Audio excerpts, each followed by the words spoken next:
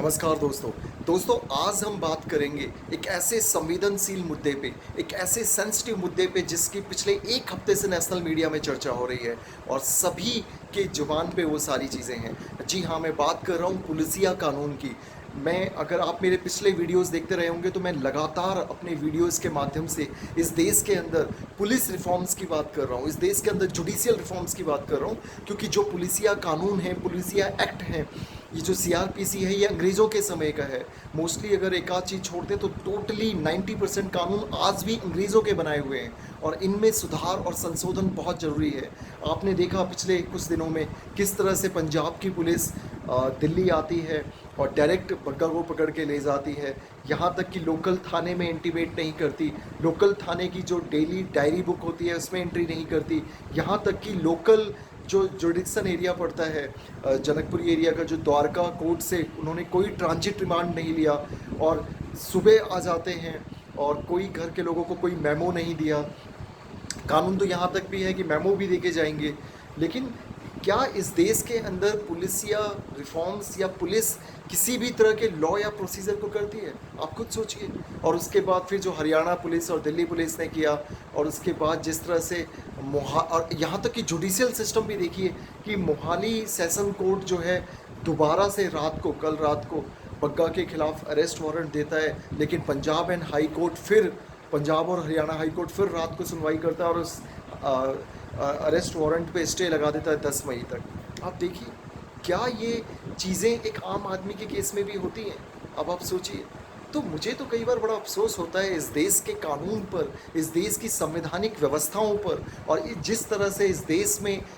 जितने भी रीजनल ये जो पार्टीज़ हैं, चाहे वो आम आदमी पार्टी हो, महाराष्ट्र में शिवसेना हो, जिस तरह से मिसयूज़ कर रहे हैं कानून का। आप देखिए महाराष्ट्र में किस तरह से नवनीत राणा और रवि राणा को उठा लिया गया सिर्फ इसलिए क्योंकि उन्होंने हनुमान चालीसा पढ़ने की बात कही थी, और सोचिए उनके ऊपर 153A लगा दिया, राजद्रोह का कानून लगा दिया, और वो 12-13 दिन जेल में रह के आ गए। तो इस देश में मुझे लगता है कि अब समय आ गया है जब सेंट्रल गवर्नमेंट को एक एक्सपर्ट की कमेटी बना के पुलिस रिफॉर्म्स और जुडिशियल रिफॉर्म्स की बात करनी चाहिए, और अंग्रेज़ों के समय पर बनाए हुए इन सभी कानूनों को बदलना चाहिए, और ये जितने भी कानून हैं ये पब्लिक के फेवर में बनने चाहिए। ये तो चलो बात है कि ये बड़े लोग थे, बड़े नाम थे, अगर कोई आम आदमी होगा तो सोचिए उसके साथ कितना अन्याय होगा। उसको तो धर पकड़ लिया जाएगा, उसको बुरी तरह से उसका रिमांड लिया जाएगा, और जब तक वो बेचारा कोर्ट में जाएगा और मीडिया का माइलेज तो उसको मिलेगा नहीं। ये तो चलो बड़े लीडर थे तो चलो ठीक है, सब कुछ एकदम से हरकत में आ गए, कोर्ट रात को 1-1 बजे खुल रही हैं, हाई कोर्ट में मैटर एकदम से लग रहा है, मतलब 2 घंटे पहले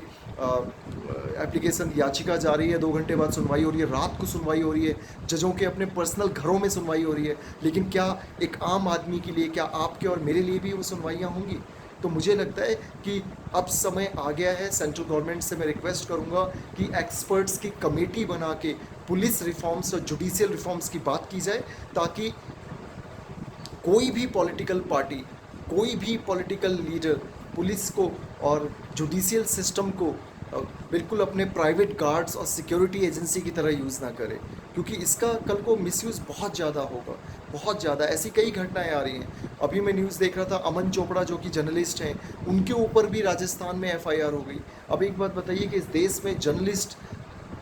के ऊपर भी एक तरफ हम बात करते हैं कि फ्रीडम ऑफ स्पीच की बात करते हैं, और दूसरी तरफ राजस्थान की अशोक गहलोत सरकार ने अमन चोपड़ा के ऊपर एफआईआर कर दी, और पिछले 2 दिन से राजस्थान की पुलिस अमन चोपड़ा की हाउसिंग सोसाइटीज़ में चक्कर लगा रही है, जबकि अमन चोपड़ा को भी राजस्थान हाई कोर्ट से स्टे मिल चुका है अरेस्ट पे। तो आप सोचिए इस देश में क्या हो रहा है, मनमानी चल रही है नेताओं की, कोई किसी को कहीं भेज दे रहा है, कोई किसी को कहीं भेज दे रहा है, कोई किसी को कहीं से उठवा रहा है, कोई कहीं से किसी को उठवा रहा है। लॉ प्रोसीजर की धज्जियाँ उड़ा दी गई हैं, और ये लोकतंत्र के लिए खतरा है, क्योंकि अगर यही प्रैक्टिस चल पड़ी तो आने वाले समय में हर दल, हर छोटे छोटे राजनीतिक दल यही करेंगे, और ये एक बैड प्रैक्टिस की तरफ फैल जाएगा, और इससे सबसे ज़्यादा दिक्कत आम लोगों को होगी।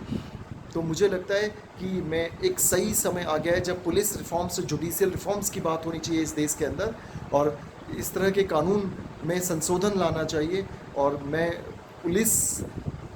महकमे के लोगों से भी कहना चाहूँगा कि प्लीज़, नेता आएंगे जाएंगे, आप किसी की कठपुतली मत बनो, कम से कम जो प्रोसीजर्स हैं उनको तो फॉलो करो,